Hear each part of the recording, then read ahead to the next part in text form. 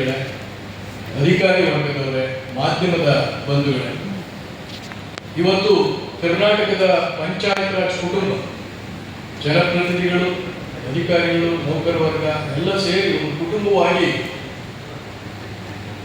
ಕರ್ನಾಟಕದಲ್ಲಿ ಪಂಚಾಯತ್ ರಾಜ್ ವ್ಯವಸ್ಥೆಯ ಸಬಲೀಕರಣಕ್ಕಾಗಿ ಒಂದು ಅಭಿಯಾನವನ್ನ ಪ್ರಾರಂಭ ಮಾಡಬೇಕು ಅಂತ, ಅದನ್ನ ಒಂದು ಮಹತ್ವದ ದಿನದಂದು ಒಂದು ಮಹತ್ವದ ಸ್ಥಳದಲ್ಲಿ ಮಾಡಬೇಕು ಅಂತ ಆಲೋಚನೆ ಮಾಡಿ ಕರ್ನಾಟಕದ 3 ಹಂತದ ಪಂಚಾಯತ್ ರಾಜ್ ಸಂಸ್ಥೆಗಳ ಮಾತೃ ಸಂಸ್ಥೆಯಾದಂಥ ಕರ್ನಾಟಕ ಪಂಚಾಯತ್ ರಾಜ್ ಪರಿಷತ್ತಿನ ನೇತೃತ್ವದಲ್ಲಿ ಎಲ್ಲ ಅಂಗ ಸಂಘಗಳು ಮತ್ತು ಜನಪ್ರತಿನಿಧಿಗಳ ಒಕ್ಕೂಟ ಕರ್ನಾಟಕದಲ್ಲಿ ಭಾರತದ 73ನೇ ಸಂವಿಧಾನದ ತಿದ್ದುಪಡಿಯ ನಂತರದಲ್ಲಿ ಪ್ರಪ್ರಥಮವಾಗಿ ಕಾಯ್ದೆಯನ್ನು ರೂಪಿಸಿದಂತ ಒಂದು ರಾಜ್ಯ ಅನ್ನೋದಿದ್ರೆ ಅದು ಕರ್ನಾಟಕ 1993ರಲ್ಲಿ.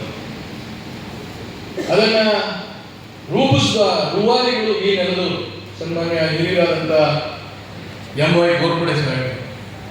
ಹಾಗಾಗಿ ಈ ನೆಲಕ್ಕೆ ಬಹಳ ಮಹತ್ವ ಇದೆ. ಈ ಸಭಾಂಗಣ ಆ 73ನೇ ತಿದ್ದುಪಡಿಗೆ ದಾರಿದೀಪವಾಗಿದ್ದಂಥ ನಜೀರ್ ಸಾಬ್ರ ಹೆಸರಿನಲ್ಲಿದೆ. ಹಾಗಾಗಿ ನಾವು ಮುಂದೆ ಏನು ಕರ್ನಾಟಕದಲ್ಲಿ ಒಂದು ಪಂಚಾಯತ್ ರಾಜ್ ವ್ಯವಸ್ಥೆಯ ಸಬಲೀಕರಣಕ್ಕೆ ಕೆಲಸ ಮಾಡಬೇಕು ಒಂದು ಕುಟುಂಬವಾಗಿ ಆಶಿಸಿದ್ದೇವೆ. ಅದಕ್ಕೆ ಇದಕ್ಕಿಂತ ಸೂಕ್ತವಾದ ಸ್ಥಳ ಮತ್ತೊಂದಿಲ್ಲ ಅಂತ ನಾನು ಭಾವಿಸ್ತೇನೆ. ಸಂವಿಧಾನದ ತಿದ್ದುಪಡಿ ಭಾರತದ ಪಂಚಾಯತ್ ರಾಜ್ ವ್ಯವಸ್ಥೆಗೆ ಬಹಳ ಮಹತ್ತರವಾದಂತಹ ಒಂದು ಮೈಲಿಗಲ್ಲು. ಸಂವಿಧಾನದ ಭಾಗವಾಗಿ ಪಂಚಾಯತ್ ರಾಜ್ ಸಂಸ್ಥೆಗಳು ಅಥವಾ ಅವು ಒಂದು ಗ್ರಾಮ ಸರ್ಕಾರಗಳಾಗಿ ಹೊರಹೊಮ್ಮಲಿಕ್ಕೆ ಕಾರಣ ಆಗಿದ್ದು 73ನೇ ಸಂವಿಧಾನದ ತಿದ್ದುಪಡಿ.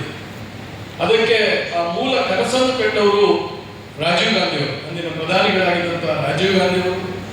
ಅವರನ್ನು ನಾವು ಇವತ್ತು ಈ ಕ್ಷಣದಲ್ಲಿ ಎಲ್ಲ ಪಂಚಾಯತ್ ರಾಜ್ ಕುಟುಂಬ ಧನ್ಯತೆಯಿಂದ ನೆನಬೇಕಾಗ್ತದೆ. ಅವರು 64ನೇ ತಿದ್ದುಪಡಿಯಾಗಿ ಅದನ್ನ ಲೋಕಸಭೆ ಮತ್ತು ರಾಜ್ಯಸಭೆಗಳಲ್ಲಿ ಮಂಡಿಸ್ತಾರೆ. ಲೋಕಸಭೆಯಲ್ಲಿ ಅದು ಪಾಸ್ ಆಗ್ತದೆ ಆ ಬಿಲ್, ಆದರೆ ರಾಜ್ಯಸಭೆಯಲ್ಲಿ ಪಾಸ್ ಆಗುವುದಿಲ್ಲ. ಒಬ್ಬ ಪ್ರಧಾನಿ ನಾನು ಜನರಿಗೆ ಅಧಿಕಾರವನ್ನು ಕೊಡಬೇಕು ವಿಧೇಯಕದ ಮೂಲಕ ಅಂತ ಹೇಳಿ ಪ್ರಯತ್ನ ಪಟ್ಟೆ, ಅದಕ್ಕೆ ಗೆಲುವು ಸಿಗಲಿಲ್ಲ ಅಂತ ಕಾರಣಕ್ಕೆ ಕಣ್ಣೀರಾಗಿದ್ದು ಒಂದು ಐತಿಹಾಸಿಕ ಸತ್ಯ, ಜನರಿಗೆ ಅಧಿಕಾರ ಕೊಡಬೇಕು. ಅದೇ ರೀತಿಯಾಗಿ ಮುಂದೆ ಅದನ್ನ ಪಿ.ವಿ. ನರಸಿಂಹರಾವ್ ಅವರು 73 ಮತ್ತು 74ನೇ ತಿದ್ದುಪಡಿಯಾಗಿ ಅವರ ರಾಜೀವ್ ಗಾಂಧಿ ಅವರ ಕನಸನ್ನು ನನಸು ಮಾಡ್ತಾರೆ. ಅದನ್ನು ಜಾರಿ ಮಾಡಲಿಕ್ಕೆ ಕಂಕಣ ತೊಟ್ಟು ಕೆಲಸ ಮಾಡಿದವರು ಎಂ.ವೈ. ಗೋರ್ಪಡೆ ಸಾಹೇಬರು, ಅವತ್ತಿನ ವೀರಪ್ಪ ಮೊಯ್ಲಿ ಅವರ ನೇತೃತ್ವದಲ್ಲಿ. ಅದು ಬಹಳ ಮುಖ್ಯ. ಒಬ್ಬ ರಾಜವಂಶಸ್ಥರಾಗಿ ಅಧಿಕಾರವನ್ನು ಜನರಿಗೆ ಕೊಡುವ ಆಶಯವೇ ಬಹಳ ಒಂದು ಆಶ್ಚರ್ಯಕರ ಅನ್ಸುತ್ತೆ. ಒಂದು ಕೇಂದ್ರೀಕೃತ ವ್ಯವಸ್ಥೆಯಲ್ಲಿ ಬಂದವರು ಅದನ್ನು ವಿಕೇಂದ್ರೀಕರಣಗೊಳಿಸುವ ಕನಸನ್ನು ಕಂಡಿದ್ದಿದೆಯಲ್ಲ, ಅದು ಬಹಳ ಮಹತ್ವವಾದಂಥ ಒಂದು ಘಟನೆ. ಅದು ಎಂ.ವೈ. ಗೋರ್ಪಡೆ ಸಾಹೇಬರು ಮಾಡಿದರು. ಅವ್ರ ಬಗ್ಗೆ ಹೆಚ್ಚು ಮಾತುಗಳನ್ನು ಡಿ.ಆರ್. ಪಾಟೀಲ್ ಸಾಹೇಬರು ಆಡ್ತಾರೆ. ಯಾಕೆಂದ್ರೆ ಅವರ ಸಮಕಾಲೀನರಿದ್ದರು, ನಮಗಿನ್ನ ಹೆಚ್ಚು ಅವರನ್ನ ನೋಡಿದವರು, ಅವರ ಕೆಲಸ ಕಾರ್ಯಗಳನ್ನು ಹತ್ತಿರದಿಂದ ಬಲ್ಲವರು. ಕೊನೆಗೆ ಜೊತೆಗೆ ನಮ್ಮ ಕಾರ್ಯಾಧ್ಯಕ್ಷರಾದಂಥ ಪಂಚಾಯತ್ ಪರಿಷತ್ತಿನ ಕಾರ್ಯಾಧ್ಯಕ್ಷರಾದಂಥ ವಿ.ವೈ. ಗೋರ್ಪಡೆ ಸಹೋದರರಾಗಿ ಅವರು ಹತ್ತಿರದಿಂದ ಬಲ್ಲವರು. ಅವರು ಆ ಅಂಶಗಳನ್ನು ಹಂಚಿಕೊಳ್ತಾರೆ. ಅದರ ಬಗ್ಗೆ ನಾನು ಹೆಚ್ಚು ಮಾತಾಡಲಿಕ್ಕೆ ಬಯಸುವುದಿಲ್ಲ. ಪಂಚಾಯತ್ ರಾಜ್ ವ್ಯವಸ್ಥೆಯನ್ನ ಸಂವಿಧಾನಬದ್ಧಗೊಳಿಸಲಾಯಿತು, ಒಂದು ಉತ್ತಮವಾದ ಕಾಯ್ದೆಯನ್ನು ತರಲಾಯಿತು. ರಘುನಂದನ್ ಸರ್ ಅವರ ಗೋರ್ಪಡೆ ಸಾಹೇಬರು ಮರಣ ಹೊಂದಿದ ಸಂದರ್ಭದಲ್ಲಿ ಒಂದು ಲೇಖನ ಬರೀತಾರೆ. ಅದರಲ್ಲಿ ಬರೀತಾರೆ ನೋಡಿ, 73ನೇ ತಿದ್ದುಪಡಿ ಆದ್ಮೇಲೆ ಬಂದಂತ ಕಾಯ್ದೆಯ ಬಗ್ಗೆ ಅನೇಕ ಅನುಮಾನಗಳಿದ್ವು. ಏನು 83ನೇ ನಮ್ಮ ಸಾಹೇಬರು ಮಂಡಲ ಪಂಚಾಯತಿ ಅವತ್ತಿನ ಜಿಲ್ಲಾ ಪರಿಷತ್ತಿನ ಅಧ್ಯಕ್ಷರಾಗಿದ್ದು ನಾನು ಬಂದಾಗ ಪ್ರಚಾರ ಹೇಳಿದೆ, ನೀವೆಲ್ಲ ಸುವರ್ಣ ಯುಗದಲ್ಲಿ ಅಧಿಕಾರ ಹಿಡಿದಿದ್ದವರು, ಒಳ್ಳೆ ಸ್ಥಾನಮಾನದಲ್ಲಿದ್ದವರು. ಅನುಮಾನಗಳಿತ್ತು. 73ನೇ ತಿದ್ದುಪಡಿಯ ನಂತರದ ಕಾಯ್ದೆ ಏನಿತ್ತು, ರಾಜ್ಯ ಕಾಯ್ದೆ, ಅದರಲ್ಲಿ ಅದನ್ನ ದುರ್ಬಲಗೊಳಿಸಲಾಯಿತು. ರಘುನಂದನ್ ಸರ್ ಹೇಳ್ತಾರೆ, ಎಂ.ವೈ. ಗೋರ್ಪಡೆ ಸಾಹೇಬರು ಅದನ್ನೆಲ್ಲ ಅರ್ಥ ಮಾಡಿಕೊಂಡಂತೆ ಅವರು ಗ್ರಾಮೀಣಾಭಿವೃದ್ಧಿ ಮತ್ತು ಪಂಚಾಯತ್ ರಾಜ್ ಸಚಿವರಾದ ಸಂದರ್ಭದಲ್ಲಿ ರಘುನಂದನ್ ಸರ್ ಅವತ್ತಿನ ಮುಖ್ಯ ಕಾರ್ಯದರ್ಶಿ ಪ್ರಿನ್ಸಿಪಲ್ ಸೆಕ್ರೆಟರಿ ಇರ್ತಾರೆ ನಮ್ಮ ಪಂಚಾಯತ್ ರಾಜ್ ಇಲಾಖೆಗೆ ಕರೆದು ಹೇಳ್ತಾರೆ, ನಾನು 32 ಬಹಳ ಪ್ರಮುಖವಾದ ಅಂಶಗಳನ್ನು ಗುರುತಿಸಿದ್ದೇನೆ. ಈ ಇವುಗಳನ್ನ ಕಾರ್ಯರೂಪಕ್ಕೆ ತರುವ ಮೂಲಕ ಈ ಕಾಯ್ದೆಯನ್ನು ನಾವು ಹಳೆಯ ಕಾಯ್ದೆಯಾಗಿ ಸುಭದ್ರಗೊಳಿಸಬೇಕಾಗಿದೆ.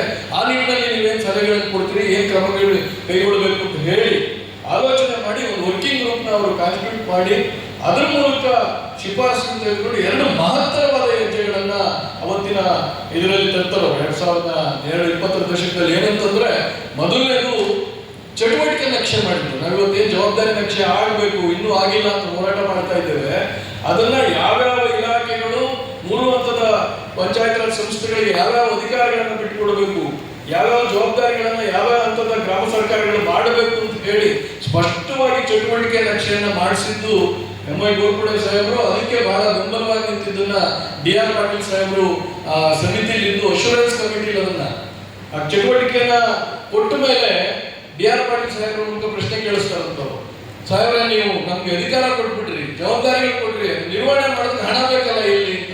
ಡಿ.ಆರ್. ಪಾಟೀಲ್ ಸಾಹೇಬರು ವಿಧಾನಸಭೆಯಲ್ಲಿ ಪ್ರಶ್ನೆ ಕೇಳ್ತಾರೆ, ಮಂತ್ರಿಯಾಗಿ ಸರ್ಕಾರದ ಪರವಾಗಿ ಎಲ್ಲ ಹಣಕಾಸನ್ನು ಒದಗಿಸ್ತೀನಿ ಅಂತ ಹೇಳಿ ಅವರು ಭರವಸೆ ಕೊಡೋದ್ರ ಮೂಲಕ ಬಹಳ ಬುದ್ಧಿವಂತಿಕೆಯಿಂದ ಅವತ್ತು ಆ ಯಶಸ್ಸನ್ನು ಗಳಿಸಿದ್ದನ್ನು ಅವರು ರಘುನಂದನ್ ಸರ್ ಅವ್ರ ಲೇಖನದಲ್ಲಿ ಬರೀತಾರೆ.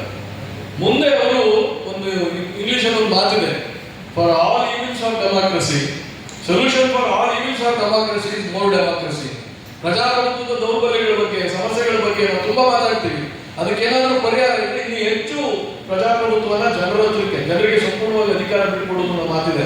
ಅದಕ್ಕೆ ಅವರು ದೇಶದಲ್ಲಿ ಪ್ರಪ್ರಥಮ ಬಾರಿಗೆ ಗ್ರಾಮ ಸಭೆಯಿಂದ ವಾರ್ಡ್ ಸಭೆಗಳನ್ನ ಜಾರಿಗೆ ತರುವ ಕೆಲಸವನ್ನ ಗೋರ್ಪಡೆ ಸಾಹೇಬರು ಮಾಡ್ತಾರೆ. ಅಂದ್ರೆ ಅದು ಅವರ ಪದ್ಧತಿಯನ್ನು ತೋರಿಸುತ್ತೆ. ಆಮೇಲೆ 2 ಬಾರಿ ಅವರು ಒಮ್ಮೆ ಚುನಾವಣೆ ಆಗಲಿಲ್ಲ ಅಂತ 90ರ ಮೊದಲನೇ ಬಾರಿ ಅವರು ಈ ಕಾಯ್ದೆ ಆದ್ಮೇಲೆ ಚುನಾವಣೆಗಳನ್ನು ಮಾಡಲಿಲ್ಲ ಅಂತ ಒಮ್ಮೆ, ಇನ್ನೊಮ್ಮೆ ಒಂದು ರಾಜ್ಯ ಸರ್ಕಾರ ಕೆಲವರ ಒತ್ತಡಕ್ಕೆ ಮಣಿದು ಕಾಯ್ದೆಗೆ ಅಮೆಂಡ್ಮೆಂಟ್ಸ್ ತರುವಂತ ಸಂದರ್ಭದೊಳಗಡೆ ಅಧಿಕಾರ ತ್ಯಾಗಕ್ಕೆ ಸಿದ್ಧ ಆಗಿದ್ದನ್ನು ನಾವು ನೋಡ್ಬೋದು. ಯಾಕಂದ್ರೆ ಒಂದು ಪಂಚಾಯತ್ ರಾಜ್ ವ್ಯವಸ್ಥೆಗೆ ವಿರೋಧ ವ್ಯಕ್ತಮಾಡುವ ವಾದ ಅಂತ ಸಂದರ್ಭದಲ್ಲಿ ಮಂತ್ರಿ ಇದನ್ನ ನಾವು ವಿರೋಧ ಮಾಡೋದಂದ್ರೆ ನಾವು ಅಧಿಕಾರನೇ ತ್ಯಾಗ ಮಾಡ್ತೀವಿ ಅಂತ ಹೇಳಿದ್ದಿದೆಯಲ್ಲ, ಅದು ಬಹಳ ಮಹತ್ವ.